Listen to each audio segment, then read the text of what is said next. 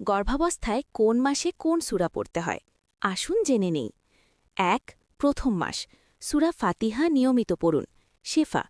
২ দ্বিতীয় মাস ইখলাস, ফালাক ও নাস পড়ুন, হেফাজত। ৩ তৃতীয় মাস সূরা আল ইমরান পাঠ করুন, সন্তান দোয়া। ৪ চতুর্থ মাস সূরা ইউনুস পাঠ করুন, চরিত্র গঠন। ৫ পঞ্চম মাস সূরা মারিয়াম পাঠ করুন, সহজ প্রসব।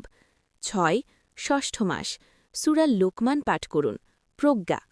৭ সপ্তম মাস সূরা ইনশিকাক পড়ুন, সহজতা। ৮ অষ্টম মাস সূরা মুহাম্মদ পাঠ করুন, সাহস। ৯ নবম মাস তারিক ও ইনশিরাহ পড়ুন, শান্তি। ১০ দশম মাস ইয়াসিন ও রহমান পড়ুন, মানসিক স্বস্তি। ১১ সবসময় আয়াতুল কুরসি পড়ে ফু দিন, সুরক্ষা।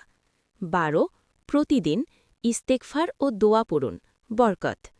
আমার ভিডিওটি ভালো লাগলে গর্ভবতী মায়েদের জানিয়ে দেয়ার সুযোগ করে দিন। আল্লাহ হাফেজ।